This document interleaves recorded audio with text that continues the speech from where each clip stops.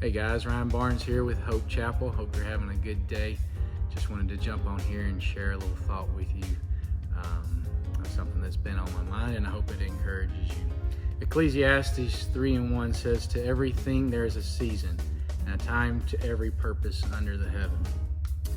This season that we are currently in has been the main topic for the past several weeks, as we all know. And I, just like you, am ready for this season to be over. But I can't help but ask myself, what is the point of this season? Because I believe that everything happens for a reason and for a purpose. Different seasons in our lives require different types of preparation. If you have children, you know about the season of preparation several months prior to the baby's arrival. You've got to get the nursery ready, clothes, diapers, wipes, and so on. That list can go on and on. Athletes have seasons also. Athletes have to continue training in the off season.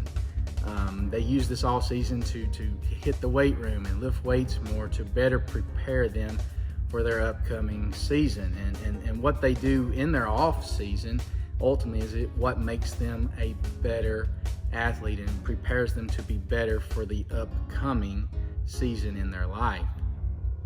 Farmers have to prepare for planting seasons, then the season of growing the crops, and then the harvest season.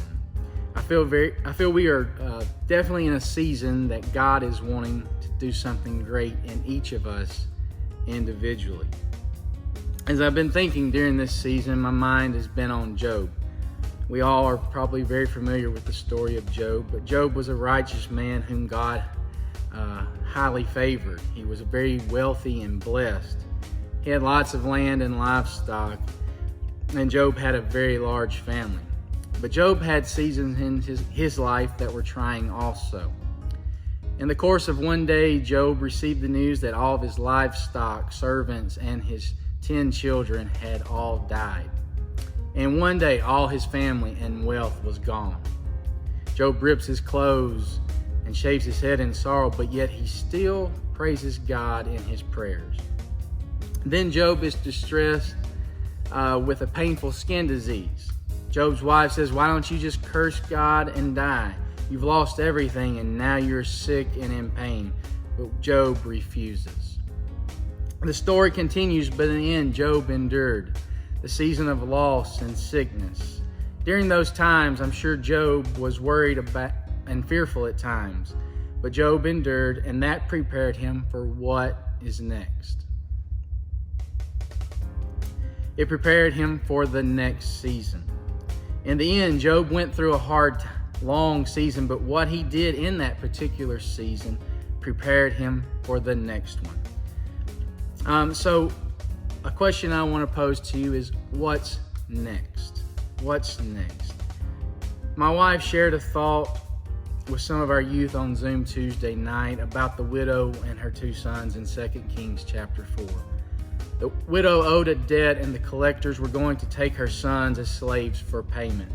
Elisha told her to collect as many vessels that she could and go home and close the door when she returned. The Lord then began to fill every vessel she had with oil, and she was going to sell this oil and then to pay the debt, and then she was going to, her and her 2 sons were going to live off of the rest. And in this particular case, isolation was needed.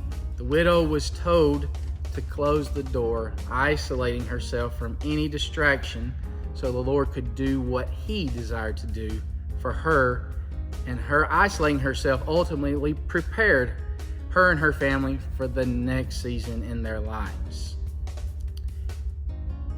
I know we talk about isolation and not isolating from the church, and that's not what I'm intending to talk about us doing, but during this season, we really need to make sure we're finding that time.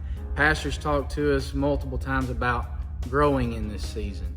And I know we're several weeks in, and it is very vital and it's very important that we are doing what we need to do to grow ourselves in this season to prepare us for what is to come. So what's next? We don't know what the next season is, but I do know that if we prepare ourselves in this season now on an individual level, on an individual basis. If we find ourselves in isolation, in that one-on-one time with God, then something great is going to happen. This season we're currently in, God wants to prepare you for what is to come in your lives and for Hope Chapel.